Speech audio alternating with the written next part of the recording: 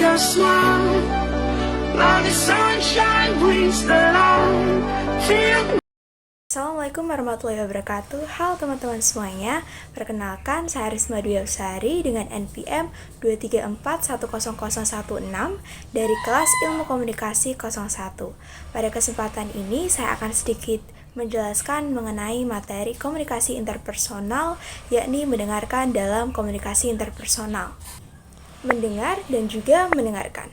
Menurut teman-teman, apakah keduanya memiliki makna yang sama? Jawabannya adalah tidak.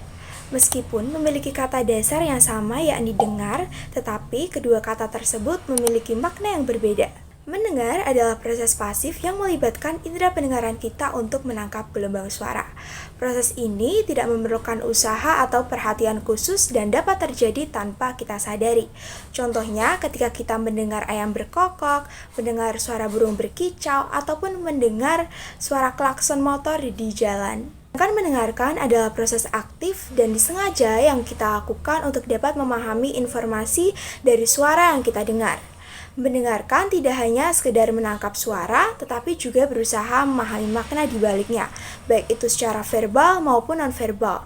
Contohnya ketika kita mendengarkan teman yang sedang bercerita ataupun mendengarkan dosen yang sedang menjelaskan di kelas. Selanjutnya adalah tipe dalam mendengarkan. Terdapat 3 tipe dalam mendengarkan. Yang pertama, mendengarkan isi. Yang kedua, mendengarkan dengan kritis. Dan yang ketiga, mendengarkan dengan empati.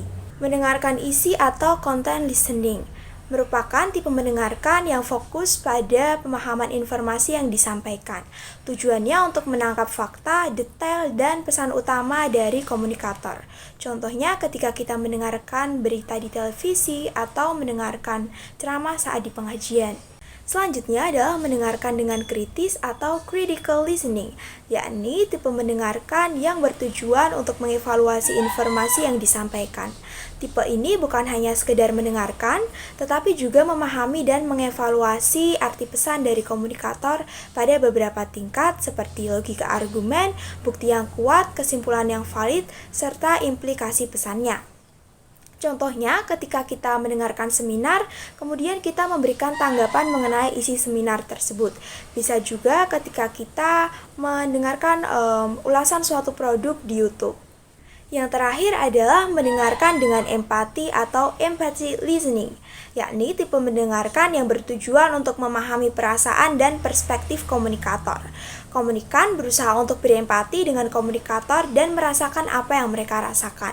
Contohnya mendengarkan teman yang curhat mengenai masalah keluarga atau mendengarkan pasien yang menceritakan mengenai rasa sakitnya.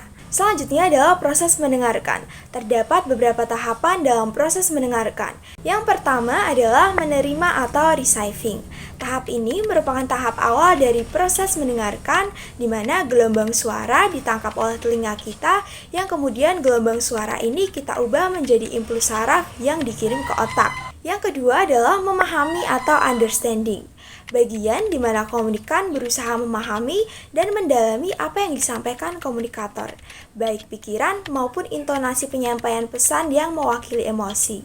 Yang ketiga adalah mengingat atau remembering. Pada tahap ini, komunikan menyampaikan informasi yang telah dipahami dalam ingatan mereka. Komunikan harus mengingat info-info atau pesan penting yang menjadi topik pembicaraan. Yang keempat adalah mengevaluasi atau evaluating, yakni menilai isi pesan yang disampaikan. Pada tahap ini, pisahkan antara fakta dan opini, serta interpretasi atau penilaian kita sendiri. Yang kelima adalah respon atau responding. Respon terdiri dari 2 macam. Yang pertama, respon yang diberikan ketika komunikator sedang menyampaikan pesan dan setelah menyampaikan keseluruhan pesan. Respon merupakan feedback di mana komunikan mengirim kembali pesan kepada komunikator. Demikian penjelasan singkat mengenai materi mendengarkan dalam komunikasi interpersonal. Semoga video ini dapat menambah wawasan bagi kita semuanya. Kurang lebihnya saya mohon maaf. Wassalamualaikum warahmatullahi wabarakatuh. Sampai jumpa.